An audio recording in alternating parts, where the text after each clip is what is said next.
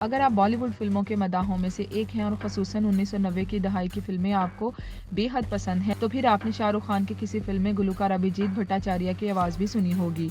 लेकिन अब एक हैरानकुन बात सामने आई है और वो ये है कि अभिजीत भट्टाचार्य, जिन्हें बॉलीवुड बादशाह शाहरुख़ खान के साथ काम करते काफ़ी वक्त हो गया था, कहते हैं कि इनके और शाहरुख़ खान के बीच सब ठीक नहीं है। इसकी वजह बताते हुए वो मज़ीद कहते हैं कि शाहरुख़ खान बहुत मौकापरस्त इंसान हैं, जो अपने फ़ायदे के लिए किसी को भी इस्तेमाल करके छोड़ देते हैं।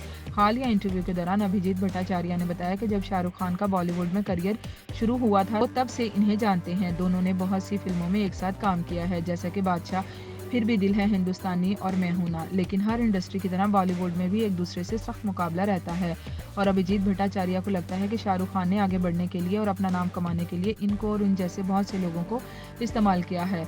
अभिजीत भट्टाचार्य का कहना था कि उन्होंने शाहरुख खान से बहुत दफ़ा सलाह करने की कोशिश की, लेकिन उन्होंने कोई दिलचस्पी नहीं दिखाई। इनका मजीद कहना था कि इनकी शाहरुख खान के साथ ताल्लुकात ठीक करने की सारी मेहनत ज़ाया हो गई। लेकिन एक बात तो तय है कि अगर आप शाहरुख खान की फिल्मों का जायज़ा लें तो इन फिल्मों के 5 गानों में से 3 अभिजीत के होंगे और इसीलिए मद्दाहों की ख्वाहिश है कि ये दोनों एक बार फिर एक साथ काम करें।